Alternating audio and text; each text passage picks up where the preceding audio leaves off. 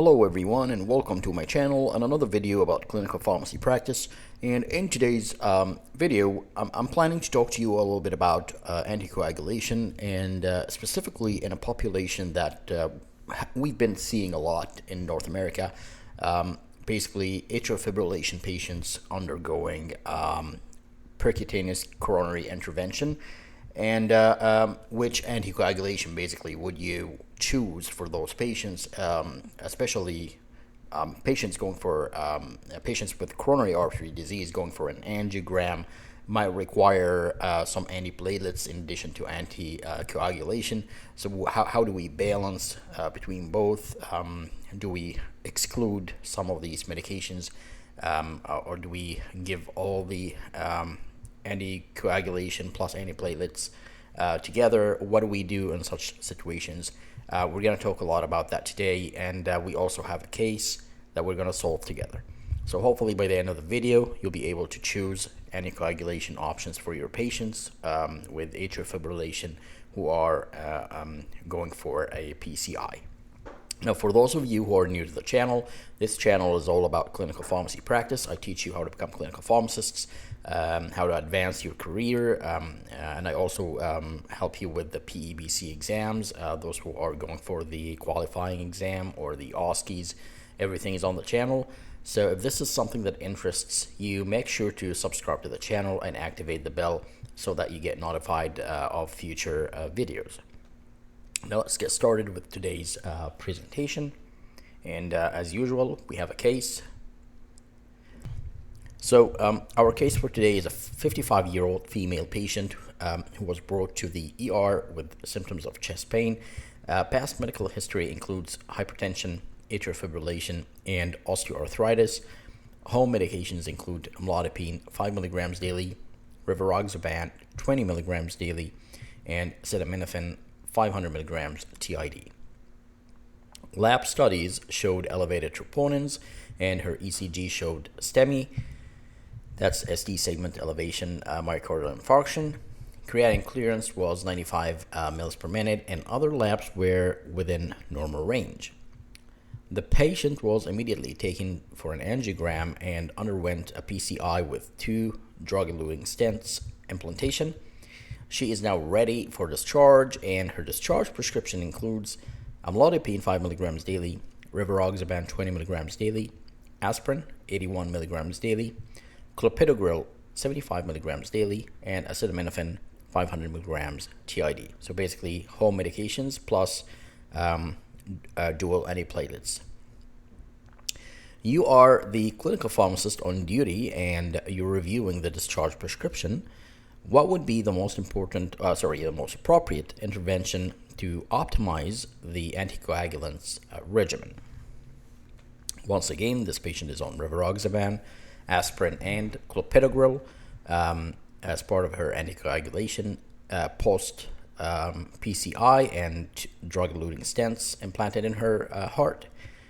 So option number 1, would you go with a rivaroxaban 2.5 milligrams BID for 1 month, then 15 milligrams daily for a year and stop the aspirin, then 20 milligrams daily thereafter with no antiplatelets at all? Or would you go with continue current anticoagulation regimen for 6 months, so rivaroxaban 20, aspirin, and clopidogrel for 6 months, then discontinue clopidogrel only and continue the other 2? Or continue current anticoagulation regimen for 1 month only, then discontinue clopidogrel and just continue with the rivaroxaban and aspirin? Or last choice, discontinue rivaroxaban and continue aspirin and clopidogrel for 1 year, then discontinue clopidogrel. So this patient will be only on aspirin thereafter. I want you to leave your answer in the comments as usual before you go through the presentation, because this tells me how did you think before you actually got to learn about it. And that's what I do with my students. By the end of the video, we're going to solve it together, and I want you to at that point, I want you to compare your answers, and this will help you very much to have the right information for a longer period of time. All right, let's get started. Hopefully all of you answered in the comments. Now, atrial fibrillation is the most common cardiac arrhythmia.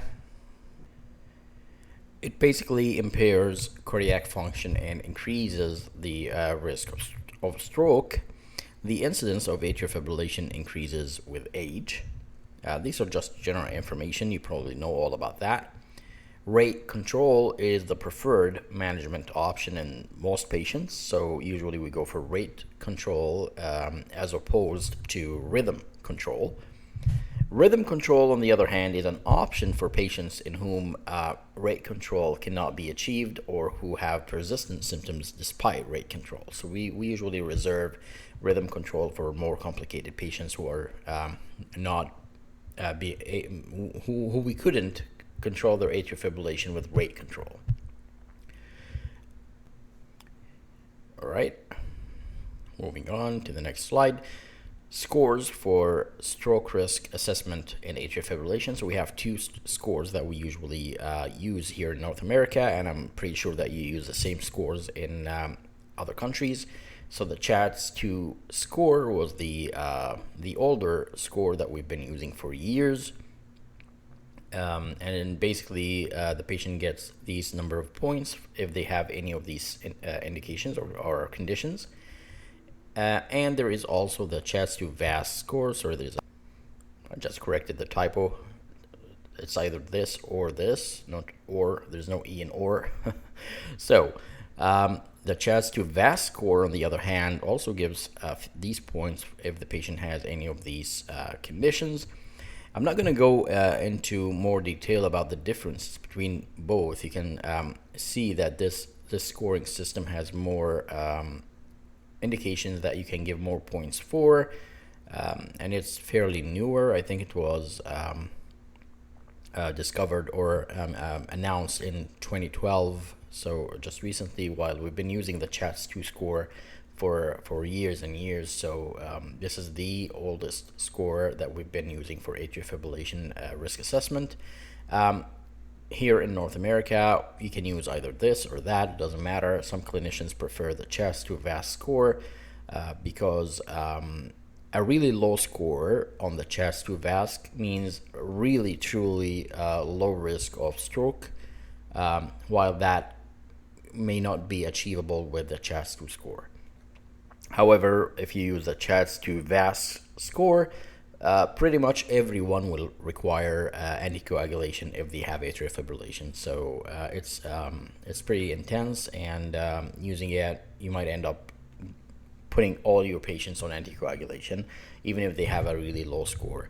But again, when you use these scores, you just need to know when do we start anticoagulation in each one of them. So if you use a CHATS-2 score and a patient has atrial fibrillation, if they score anywhere between 1 or more,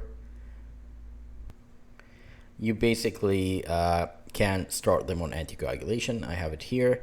So oral anticoagulation recommended if CHATS-2 score is 1 or more, and oral anticoagulation recommended if the CHATS-2 VAS score is 2 or more. These numbers could be different and depends on the judgment of the clinician. Some patients with a score of 1 on the CHATS VAS, but they have non-modifiable risk factors and a family history of maybe heart attacks or strokes, they might still opt to put those patients on anticoagulation. So these are not fixed numbers, but it's just the rule of thumb in case you want a cutoff to which you can start anticoagulation at or above. So these are the numbers that have been mentioned more frequently in the literature. And of course, you should use a DOAC over warfarin if the patient has non-valvular atrial fibrillation.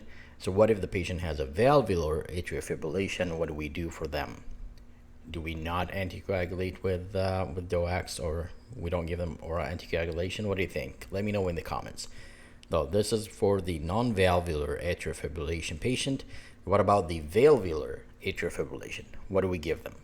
Or do we not need to give them any anticoagulation? Right? Moving on. Now, patients undergoing PCI or percutaneous coronary intervention, those patients are at high risk of stent thrombosis, and therefore they should be on a dual antiplatelet therapy after the PCI. And actually before the PCI as well. We start the DAPT before the PCI and we continue after. So that would cause a dilemma, because an atrial fibrillation patient is already on anticoagulation, and now we're adding 2 new antiplatelets. So that puts the patient at a higher risk of bleeding, right? So what do we do here? That's that's the thing, the most thing that confuses most of the doctors that I've worked with, including some internists that I've worked with. So it's very simple. There are guidelines to guide you through this, and basically I'm going to use this slide here. So for atrial fibrillation patients who have coronary artery disease or vascular disease, and they have an indication for oral anticoagulation, such as atrial fibrillation or any other indication. Let's say they went for a percutaneous coronary intervention and they developed a thrombus, like a pulmonary embolism or something else, a DVT, and now they require anticoagulation. So what do we do? Same thing, atrial fibrillation or any other indication for oral anticoagulation. You just simply follow this scheme here. So don't get really scared of this too much information on the scheme. Just focus on the middle part here. ACS, that's acute coronary syndrome with PCI or elective PCI, but they have high risk features of thrombotic cardiovascular events. The quick answer is that they require triple therapy, which is oral anticoagulation plus aspirin plus clopidogrel, anywhere from 1 day after the PCI to 1 month. So basically the maximum is 1 month of therapy, of triple therapy, and then after the month you switch to dual therapy, basically oral anticoagulation plus clopidogrel only, so you eliminate the aspirin, and you continue this dual therapy for 12 months post PCI. After the 12 month, you can simply discontinue the clopidogrel and continue with an oral anticoagulation only. Okay, now this is the easy answer. The other two you can read about. So this is ACS but no PCI. So patient had an acute coronary syndrome. They had a heart attack, but they're not candidates for an angiogram or a PCI. So we'll continue with only medical therapy. And in those patients, you can do dual therapy only. So no need for aspirin, just add clopidogrel to the oral anticoagulant and continue that for a year, and then discontinue clopidogrel after that. And here it says elective PCI without high-risk features of thrombosis. Those patients went for PCI, but they don't have high-risk features of thrombosis, so you can also opt for a dual therapy. But the rule of thumb is you follow the middle one here. If they went for a PCI and they have another indication for anticoagulation, you go with triple therapy, followed by dual therapy, followed by monotherapy. Now, so far, this is not confusing. This is not the confusing part. The confusing part is what dose of oral anticoagulation should we go for? The aspirin dose and the clopidogrel dose are fixed. Aspirin usually around 80 milligrams, so whatever formulation you have in your country, because this could be different from one country to another. Some countries have 75 milligrams, some countries have 80, and some countries have 81 milligrams. Whatever formulation you have around that much, just use it. Clopidogrel, it's 75 milligrams, so that's easy too. It's fixed. But what about the oral anticoagulation? Let's say we're going to go with rivaroxaban, like in our case. Everything is in this part down here, which you can't see probably because it's very small. So I have another slide about it. Let's go down here. Basically, for the triple therapy regimen, when you have 3 anticoagulants going on together, you can either use warfarin, rivaroxaban, or apixaban. And why only these 3? That's because these are the 3 anticoagulants that have been reported in literature. So whether it's clinical trials, case studies, case reports, wherever you have, only warfarin, rivaroxaban, and apixaban were tested as part of the triple therapy regimen. If you're going to go with warfarin and triple therapy, target an INR between 2 and 2.5. And you can see that this is a lower range of the INR because usually we target an INR between 2 and 3. But in this case only, to avoid or to lower the risk of bleeding, we target a lower INR level, only for the triple therapy.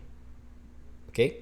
If you're going to go with rivaroxaban, go with the dose of 2.5 milligrams BID and not the usual dose for anticoagulation, which is 15 milligrams or 20 milligrams once daily, depending on the kidney function. And this is only for the triple therapy. If you're going to go with apixaban, you can do the usual dose, which is 5 milligrams BID. And of course, you adjust it per the criteria that you know, based on the weight, age, and serum creatinine. You can drop this to 2.5 BID if the patient meets the criteria for a lower dose. But basically for apixaban, you just go with the regular dosing, even if it's triple therapy. That means it's very safe, or proven to be very safe at the usual doses, even when you combine it with dual antiplatelets. Okay, if you're going to go with a dual therapy, or maybe the patient is done with the triple therapy because it's only for a month, and then you have to drop to the dual therapy. So what doses do you go with? Warfarin, you go with a normal INR, 2 to 3, unless the patient has an indication for a higher INR. You can also target that one. Rivaroxaban, you can go for 15 milligrams a day for the dual therapy. Remember, rivaroxaban is also available in 20 milligrams daily, but because it's dual therapy, we're going to go with the 15. And if the patient's creatinine clearance is between 30 to 50, you can even drop it to 10 milligrams daily, which is or has been recommended in the clinical studies. Apixaban continues to be the same. You can also use dabigatran or edoxaban at the usual doses, but again, remember to adjust for kidney function, or if there's any criteria for adjustment, follow that, for dose adjustment, follow that criteria. And this will be for the dual therapy. And then finally, for the monotherapy, after 1 year of the PCI, you can just use the normal doses for anticoagulations because the patient will not be on any antiplatelets anymore. So the patient will be done antiplatelets. You can discontinue both of them, and the patient will only be on oral anticoagulation. Actually, one of them would be discontinued after 1 month, and then after 1 year, the second one, which is Plavix or clopidogrel, will be discontinued, and you can only continue the oral anticoagulant at the regular doses. And this is basically why this is confusing to many clinicians and many pharmacists, because there are too many doses. Specifically, rivaroxaban has a new dose, which is 2.5 BID, and that's a very uncommonly used dose in practice. And this is one of the indications that this dose was created for. There are other indications as well, but yeah. And also the INR targets that are different here with warfarin. That can confuse some people, but hopefully now you know how to choose a regimen. And you can always come back to this presentation if you're having trouble remembering, but it should be easy. If you do it once or twice, you should be able to remember all these in the future. And now, why is this very important? Because in practice, we see patients who either continue on the triple therapy for longer than a month, maybe 6 months or a year, and they continue on the triple therapy, and then they come to the hospital with a massive GI bleed or internal bleeding or cerebrovascular bleeding, and like an intracranial hemorrhage or a hemorrhagic stroke, and then they realize, oh, they've been on triple anticoagulation therapy for so long, and they shouldn't have been. Now that's one of the roles of a clinical pharmacist. You have to see and monitor your patients on admission and do a med rec or a medication reconciliation. And every time you see those anticoagulants together, you have to question them and see if they are actually appropriate or not. And we see that a lot. The doctors in the community, the GPs, or the family physician who is looking after the patient, they're extremely busy. They're not going to review medications. And most of the pharmacists in the community pharmacies, they don't have time to review the medications for appropriateness to. And also, they don't have enough information on file to help them review those medications.